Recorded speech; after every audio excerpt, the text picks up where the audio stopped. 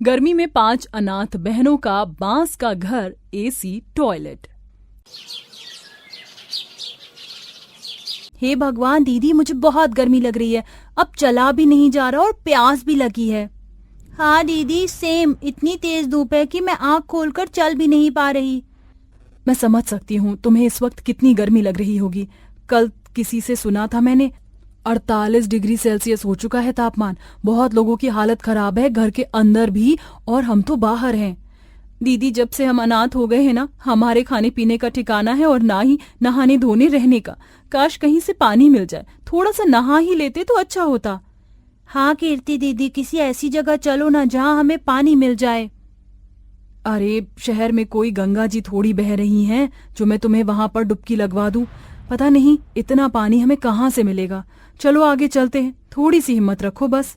5 बहनें आगे चलती जाती हैं कि किसी के घर के बाहर पाइप पड़ा होता है जिससे ठंडा पानी आता है। ठंडा पानी 5 बहन के पैर को छूता है तो छोटी बहन नव्या पाइप उठाकर अपना सर भिगो लेती है। अरे वाह, मजा आ रहा है ठंडे ठंडे पानी में। ये मजा आया ना आपको? अच्छा नव्या की बच्ची, अब तू देख, दे मुझे पाइप। अरे किसी और के पानी से ऐसे मत खेलो, कोई हमें अभी डांट देगा। दीदी, पानी वेस्ट ही तो हो रहा था, अभी थोड़ा मजा करने दो। वैसे भी कितने दिनों से नहाए नहीं है। 5 अनाथ बहनों को थोड़ी सी देर के लिए गर्मी से बचाने का सहारा मिल गया। वो पानी पीकर खूब एक दूसरे के ऊपर पानी डालकर मस्ती कर रही थी। इतने में घर के अंदर से एक औरत आती है जो पानी बंद करके उनके हाथ से पाइप छीन लेती है। तुम गवाह लड़कियों की हिम्मत कैसे हुई मेरे घर का पानी यूज करने की? पता नहीं कहाँ से आ जाती हैं, गरीब भिखारी कहीं की। माफ कीजिएगा आंटी, यहाँ पर पानी बह रहा था तो हमने थोड़ा सा एक दूसरे के ऊपर डाल दिया। गर्मी बहुत लग रही थी। तो अपनी गर्मी जाकर कहीं और बुझाओ, समझी तुम? बेशरम कहीं की। 5 अनाथ बहनें धूप में भटकते हुए एक पेड़ के नीचे बैठ जाती हैं, जहां अब उन्हें भूख लगती है और जूही को गर्मी और ठंडे पानी से सर्द गर्म हो जाता है। दीदी, अब मुझे चला नहीं जा रहा है, मेरी हालत खराब हो चुकी है और भूख भी लगी है। मुझे भी दीदी बहुत भूख लग रही है, अब तो चप्पल में भी पैर जल रहे हैं। दीदी बहुत भूख लगी है, कुछ करो ना, हमारे पास ना घर है और वॉशरूम भी जाना है। अच्छा तुम सब यहीं छाव में बैठ जाओ, मैं तुम्हारे लिए किसी तरीके से खाना लाती हूँ, चाहे भीख ही क्यों ना मांगनी पड़ जाए। कीर्ति आसपास के घर जाकर लोगों का दरवाजा खटखटाकर खाना मांगती है। ना कोई खाना देता, ना एक बूंद पानी की। अब वह एक आखिरी बार और दरवाजा खटखटाकर पूछती है, आंटी आंटी दरवाजा खोल दीजिए, मुझे बहुत भूख लगी है। मेरी छोटी बहन भी बहुत भूखी परेशान है, कल से हम सबने कुछ नहीं खाया, थोड़ा सा खाना दे दीजिए। अरे क्या है, क्यों परेशान कर रखा है? जब देखो कोई ना कोई भिखारी दरवाजे पर आ जाता है। कोई आंटी नहीं है यहाँ पर और ना खाना है। भैया भैया, मैं आपके आगे हाथ जोड़ रही हूँ, खाने के लिए कुछ भी दे दीजिए, कुछ भी। बहुत भूखे हम, किसी ने भी हमारी मदद नहीं करी, आप कर दीजिए, भगवान आपको खुश रखेगा। ओहो, इमोशनल डैमेज और कर दिया। बिस्किट का पैकेट था, तुम ही खा लो अब। शुक्रिया भैया। फिर कीर्ति वो बिस्किट का पैकेट लाकर अपनी बहनों को दे देती है। तब तक जूही बेहोश हो चुकी थी। कीर्ति दीदी, जूही बेहोश हो चुकी है, बहुत देर से पानी मांग रही थी, शायद नहाने से इसकी तबीयत खराब हो गई और फिर धूप में भी तो रही है। हे भगवान, क्या करूं मैं? हमारे पास अगर घर होता तो इतनी हालत नहीं बिगड़ती मेरी बहनों की। क्या हमारे पास कोई घर नहीं हो सकता? हम क्या सड़क पर ही रहेंगे? मम्मी पापा के जाने के बाद इतनी गर्मी में ना हमें कभी खाना मिलेगा। सब लोग तो एसी में रहते, हमें तो गर्म हवा के सिवा कुछ नहीं मिल रहा। तुम सब चिंता मत करो, हमें घर भी मिलेगा, एसी भी मिलेगा, खाने को खाना भी मिलेगा और टॉयलेट भी मिलेगा। फिलहाल मैं इसके लिए पानी ले आती हूँ, तुम तीनों बिस्किट खा लो जब तक। कीर्ति परेशान होकर पानी मांगती है तो कोई उसे पानी नहीं देता। तभी वो किसी की फेंकी हुई पानी की बोतल उठाती है। हे भगवान, इसमें एक बूंद पानी नहीं है जिससे मैं अपनी बहन को होश में लाऊं, क्या करूं मैं? तभी एक पानी का टैंकर वहां से जाता है जिसके पाइप से पीने का पानी निकल रहा होता है। कीर्ति भागती हुई धूप में उस टैंकर से गिरते हुए पानी को बोतल में डालने की कोशिश करती है, जिससे वह भागते हुए बोतल को भर लेती है और गिर जाती है। सड़क इतनी गर्म थी कि उसके हाथ पैर गिरते ही जल गए। परेशानी में जैसे तैसे वो अपनी बहनों के पास आती है और जूही के मुंह पर थोड़ा पानी छिड़कती है और बाकी का पानी अपनी बहनों को पीने के लिए देती है, जिसमें उसके लिए एक बूंद नहीं बचती है और जूही होश में आ जाती है। दीदी, कीर्ति दीदी, जूही होश में आ गई। जूही जूही तू ठीक तो है ना? पता है मैं कितना डर गई थी। पता नहीं दीदी, शायद मेरी गर्मी से हालत खराब हो गई थी।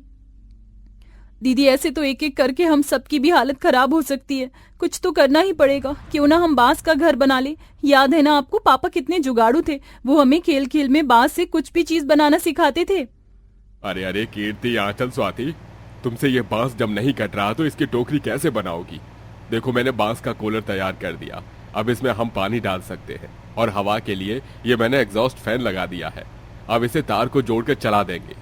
अरे वाह पापा, आप कितने जुगाड़ू हैं। आपने बांस का कूलर बना दिया। बहुत ठंडी ठंडी हवा आ रही है। हाँ पापा। बेटा, अगर इंसान चाहे तो वो पत्थर से भी अपनी किस्मत बना सकता है। मैंने तो फिर भी बांस का कूलर बनाया है। तुम पांचों भी जुगाड़ करके कुछ न कुछ बना सकती हो। बस थोड़ा दिमाग लगाने की जरूरत है। पापा देखो, अब ये बांस कट नहीं रहा था। जब आपने बता दिया कि पानी में डुबो के रखो तो बहुत आसानी से कट गया और मैंने इसकी टोकरी बना दी। शाबाश मेरी बच्ची, ऐसे ही काम करना। हाँ, मुझे याद है। अब मुझे समझ आ गया है कि क्या करना है। चलो मेरे साथ। कीर्ति अपनी चारों बहनों को अपने पीछे पीछे जंगल के पास छांव में ले आती है और जैसे तैसे बांस की लकड़ियां इकट्ठी करके उनसे बाकी घरों के आसपास अपना घर बनाने की कोशिश करती है। लेकिन जूही, नव्या, कीर्ति से वह बांस कटता ही नहीं है। दीदी ये कट नहीं रहा, फिर खिड़की कैसे बनेगी? अरे नव्या, तुम क्यों मदद कर रही हो? तू आराम से बैठ। पापा ने बताया था ना, जुगाड़। यहाँ पास में एक नदी है। यह बांस बांध कर पानी में भिगो देंगे। थोड़ी देर उसके बाद आसानी से कट जाएगी और धूप से बाद में सूख जाएगी। ठीक है दीदी, ये काम मैं कर देती हूँ।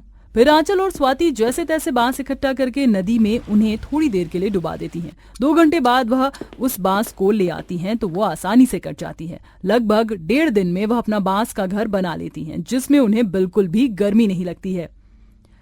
अरे वाह दीदी, यकीन नहीं हो रहा, हमने बांस का घर बना लिया। मुझे दीदी वॉशरूम जाना है। बांस का टॉयलेट भी बना दो। कितनी देर लगेगी? अगर हम पांचों आपकी मदद करें तो? तब तो 1 घंटे में ही बन जाएगा। तो चलो दीदी शुरू करते हैं। उसके बाद भूख भी लगी है। मैं यहाँ पर सेब देखे हैं, फिर हम वही खाएंगे। ठीक है। फिर पांचों अनाथ बहनें बांस दोबारा इकट्ठा करके काटने लगती हैं और 1 घंटे में ही उनका बांस का टॉयलेट बन जाता है। ये है, हमारा बांस का टॉयलेट भी बन गया। अब मैं जल्दी से जाती हूँ उसमें। जूही और बाकी की बहनें एक एक करके बांस के टॉयलेट का इस्तेमाल करके आ जाती हैं। वह अपने बांस के घर और टॉयलेट से बहुत खुश थीं। स्वाति जंगल से कुछ फल तोड़कर ले आती है, जिनसे पांचों अनाथ बहनें अपना पेट भर लेती हैं। दीदी, आज पूरे 2 हफ्ते बाद हमें अपने सर पर छत और पेट में खाना मिला है। 2 हफ्ते पहले ही हमारे माता पिता बस के धमाके में चल बसे, पर अब हमारा घर का खर्चा कैसे चलेगा? चिंता मत करो, मैं कुछ दिन में कोई काम ढूंढना शुरू कर दूंगी, क्योंकि मुझे नव्या और जूही को पढ़ाना भी तो है। दीदी मैं भी कोई नौकरी करूंगी, क्योंकि मैं 12वीं पास हो चुकी हूँ। ठीक है। 1 हफ्ता पांचों अनाथ बहनें बांस के घर में बिता देती हैं, पर आंचल, कीर्ति और नव्या को बहुत गर्मी लगती है। दीदी अब फिर से गर्मी लगने लग गई। हाँ हाँ दीदी, मुझे भी। पिताजी की बात याद है ना, आप बांस का एसी क्यों नहीं बना देते? वैसे भी उन्होंने हमें थोड़ा बहुत तार का काम सिखाया था। अरे हाँ, मैं तो भूल ही गई। मैं एसी का सामान इकट्ठा करती हूँ, कल तक हम बांस का एसी बना देंगे। कीर्ति किसी कबाड़े से या इलेक्ट्रॉनिक की दुकान का थोड़ा बहुत बेकार सामान इकट्ठा कर बांस का एसी बना देती है और बांस के घर में लगा देती है, जिसके बाद बहुत ठंडी ठंडी हवा आने लगती है। अरे वाह दीदी, कितनी ठंडी ठंडी हवा आ रही है। मजा आ गया। अब तो हमें गर्मी भी नहीं लगेगी। हम चैन से सोएंगे, खाएंगे, पिएंगे। हाँ बिल्कुल नव्या। एक और खुशखबरी देनी है मुझे तुम सबको। मुझे टेलर की दुकान पर काम मिल गया है। महीने के 10,000 रुपए मिलेंगे। अरे वाह, ये तो बहुत अच्छी बात है। इतने में उनका बांस का घर देख आसपास की 3-4 औरतें घर में आ जाती हैं और बांस के एसी की हवा से बहुत खुश हो जाती हैं। अरे बच्चों, तुम्हारा घर तो बहुत अच्छा है और इस एसी की ठंडी ठंडी हवा भी बहुत अच्छी लग रही है। क्या ये तुम हमारे लिए भी बना सकती हो? हाँ हाँ बताओ ना। हमारे पास ज्यादा पैसे नहीं है, पर तुम्हारी तरह कम पैसों के एसी में रहना चाहते हैं। आप चिंता मत कीजिए आंटी, आपको बांस का एसी मिल जाएगा। यही सही मौका है। पापा के बताए जुगाड़ को करके मैं लोगों की मदद करूंगी, जिससे हमारा भी पेट पल जाएगा। बहुत शुक्रिया बेटा। और बस उसी दिन से दोनों बड़ी बहन कभी किसी के लिए बांस का एसी बनाती हैं तो कभी बांस का टॉयलेट या घर, क्योंकि जिनके पास ना घर और टॉयलेट होता था वह अनाथ बहनों को पैसे देकर अपनी बांस की चीजें बनवाती थीं, जिससे पांचों अनाथ बहनों का खर्चा अच्छे से चलने लग गया और स्वाति टेलर की दुकान पर जाकर काम किया करती थी। इसके बाद पांचों बहनें एक दूसरे का सहारा बनकर खुशी खुशी रहने लगती हैं।